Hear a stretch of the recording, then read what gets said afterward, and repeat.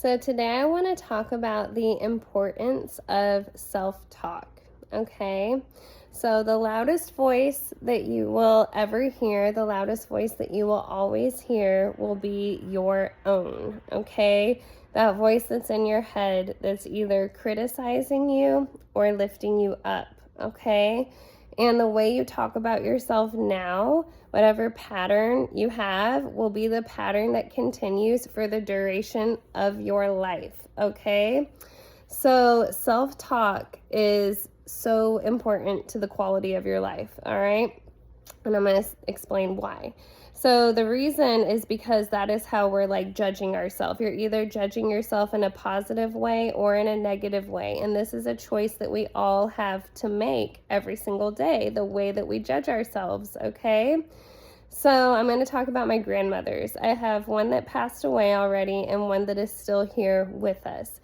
So one thing that I love about both of these grandmothers is they both had possessed this non-judgmental quality towards the world. So they had a very accepting, like flowing relationship with the external world, because they always valued like love in relationships over being right. Like I've never seen either grandmother argue to be right. That has never happened in my life that I can recall. They've always just like agree to disagree, move on, I still love you, right? So this very non-judgmental way of interacting with the world, and I love that about them. But what is probably more important, or at least equally important, is how we judge ourselves, okay? So my grandmother that already passed away, she had such this way of accepting everything about herself at every stage in her life, okay? I never heard her criticize herself harshly, ever. The only time I ever heard her reference anything, like, as far as, like, physical appearance goes, was that things give us character, okay? So I feel like in our society, we get so focused on being, like, physically perfect in this way or that way, like clear skin, perfect teeth, perfect body. It's like we have all these super strict guidelines of what we're supposed to be like acceptable, you know what I mean? Like, so I feel like some people feel just a lot of pressure to like be a certain way in society. And then they're hard on themselves for that because they want to be viewed as good enough, you know? So there's this perfectionism mentality.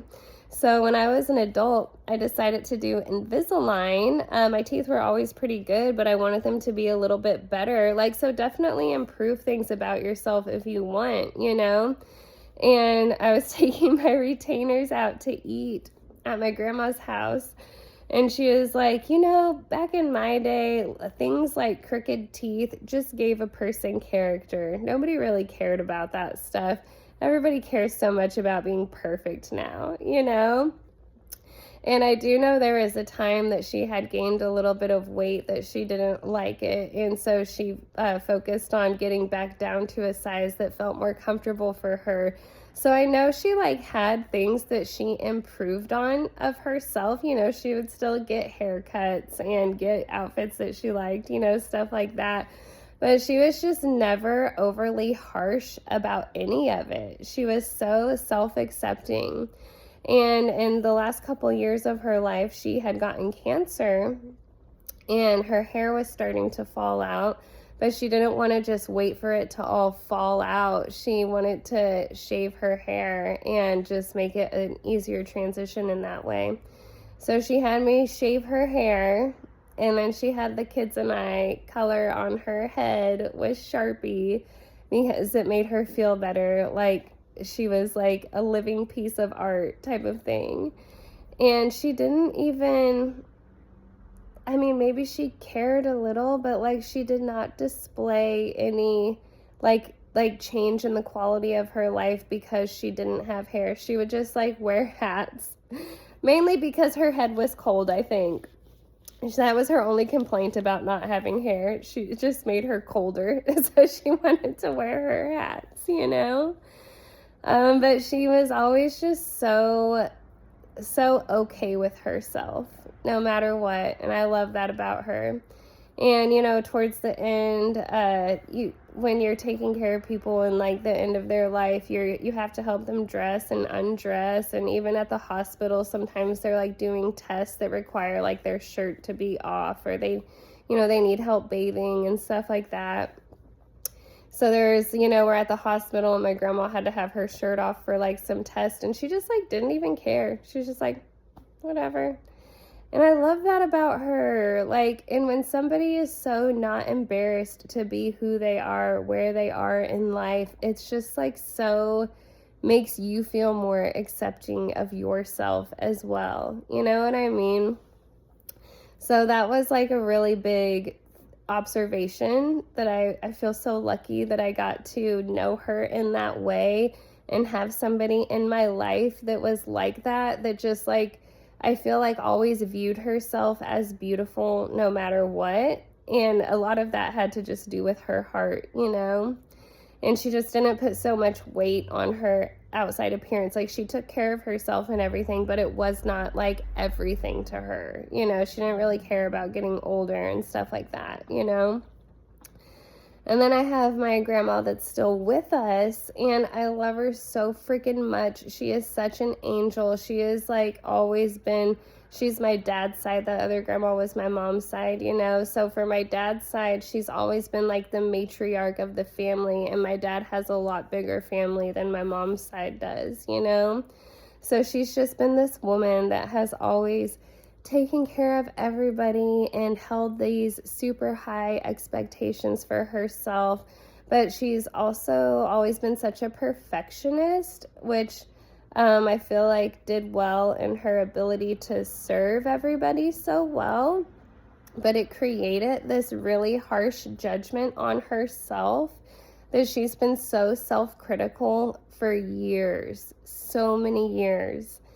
And like, you know, she always wears her makeup and has her hair done, even if she's just like around the house, and has her earrings on and stuff like that. Like, she's never frumpy. She hates being frumpy. She always likes to look good enough, you know, like to feel good, I think. Like, so she's put a lot of weight onto how she looks. Like, it's been very important to her for, I think, all of her life. You know, she always like wanted to be petite enough because she's very short. So she always was like, anytime she would gain weight, just be really hard on herself about it. And, you know, she always has kept her hair colored and stuff like that.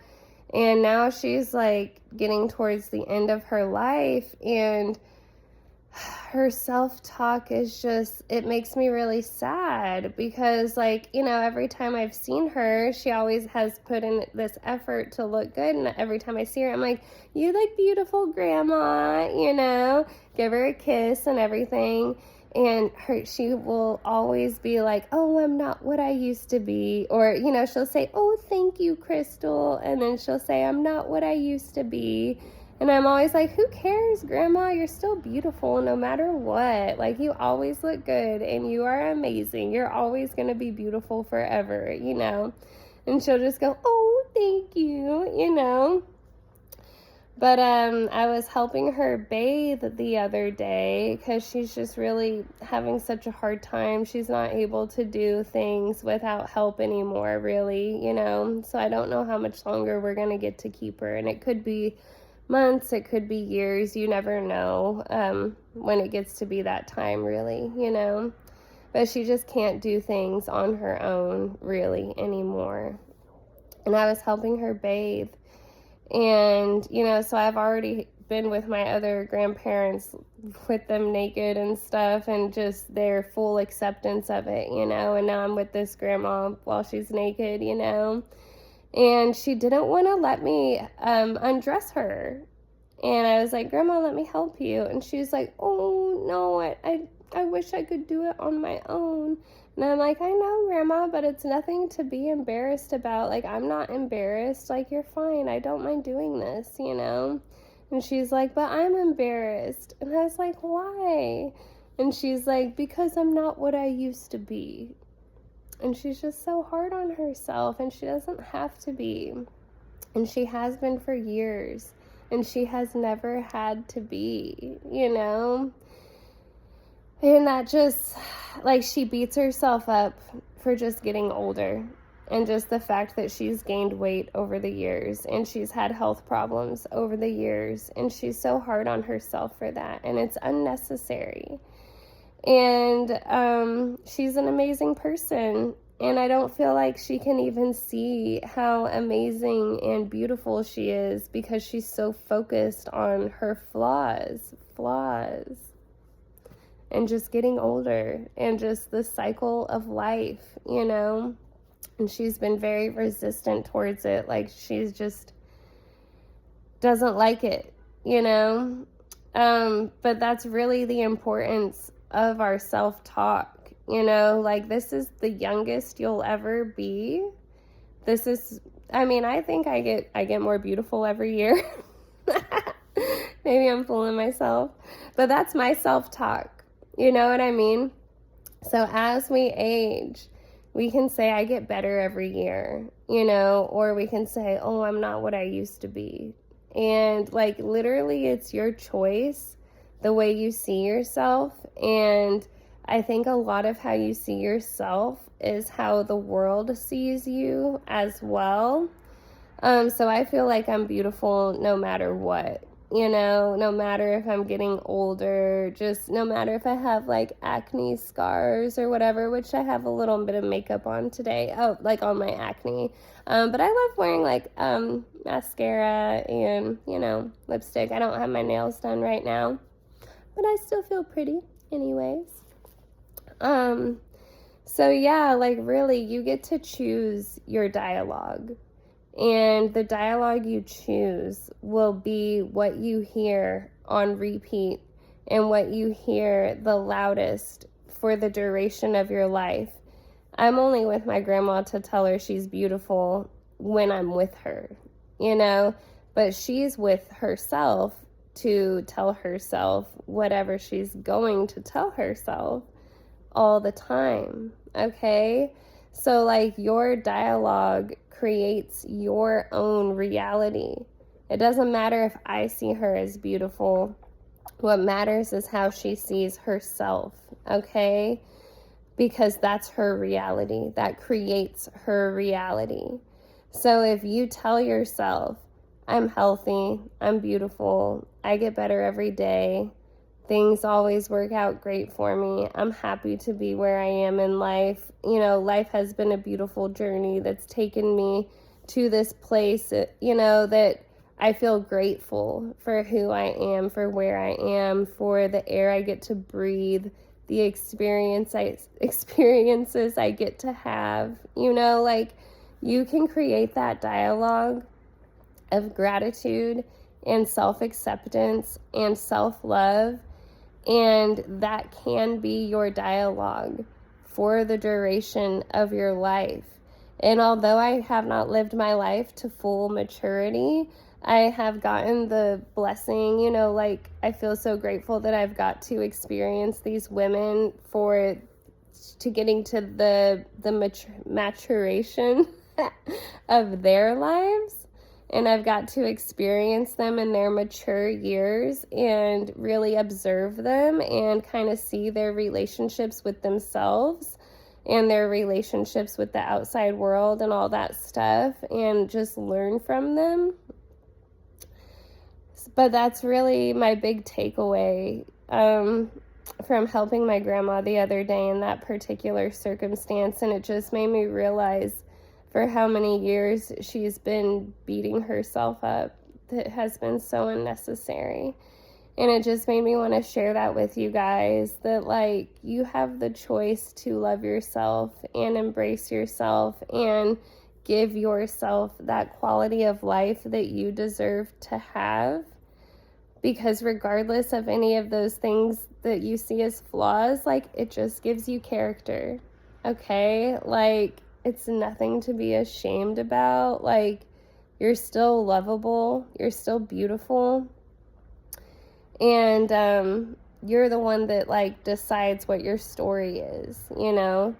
So just like I would encourage everybody to be aware of your self-dialogue, your inner talk, you know, the way you talk to yourself, and really create an internal dialogue that is serving you and loving you and adding to the quality of your life. Like, are you talking to yourself in a way that you would talk to somebody you love? Would you stand in front of somebody that you love and just pick apart every little flaw? Or would you stand there and tell them, you're beautiful no matter what? You're an amazing person. You've always been an amazing person. I'm so proud of you and I love you. And then just like tell that to yourself. Like literally think of the person you love more than anything, the way that you would speak to them if they were criticizing themselves, and then say that to yourself. Say all the things to yourself that you would say to the person that you love more than anything. Let that be your internal dialogue, okay? Because I want you to live the best life ever. And when you get to the end of your life, I want you to feel like you've lived the best life ever, okay? And creating that story all starts with how we're living now and how we talk to ourselves and love ourselves and accept ourselves now, okay? So I hope everybody has a great day, and I love you guys so much, okay?